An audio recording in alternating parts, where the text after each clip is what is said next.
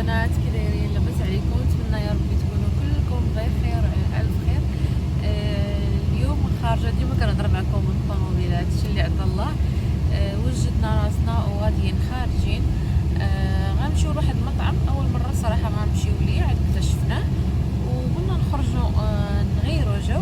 وقلت علاش ما نديش معايا الحبايب ديالي يدوروا معايا شويش ونغيروا جو. دام جالسين غير في الدار غير في الدار. المطعم في القرون، صح؟ مطعم في القرون عند السفارات. فخليكم معايا، اي حاجه درتها نتوما معايا. وما تنسونيش من التشجيعات ديالكم ولي لايك ديالكم وتبارطاجيو القناه.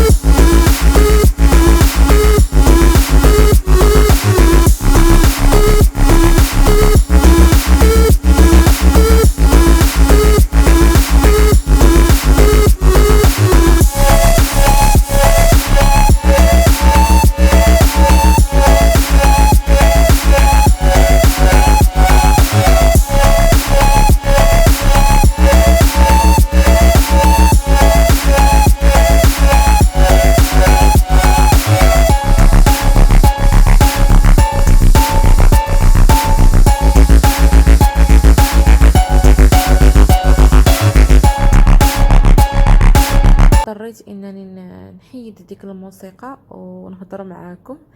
المهم انا غادي ندير لكم موسيقى من عندي ونخليكم تتبعوا الفيديو حتى الاخر، لان ما كايناش شي هضره. المهم الا لقيت شي حاجه انا داويه فيها باغا نوصلها لكم، راه غادي نقطع الصوت ونوصلها لكم ان شاء الله.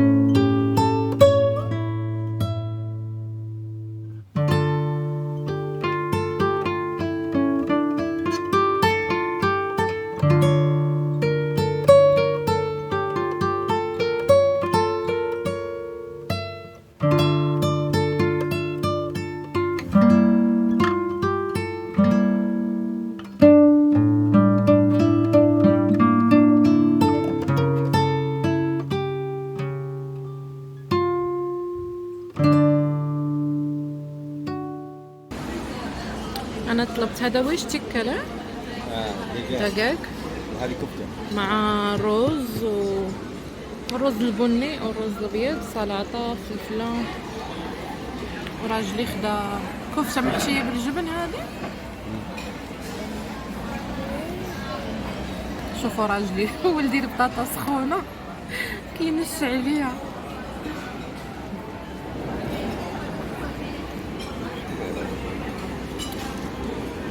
المكيف ما يساعد. ايوه هاتوا الحر.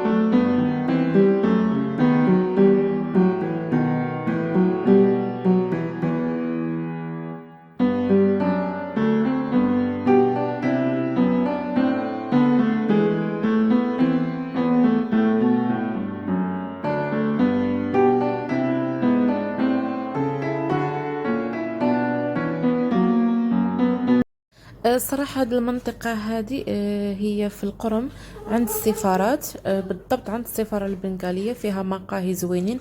هذه مثلا مقهى يعني كوفي، فيها كوفي، فيها شاي زوينة كده في البينك، زوينة صراحة بزاف. مي كنا صافي شبعانين ما عندناش فين نزيدو لا كوفي لا شاي.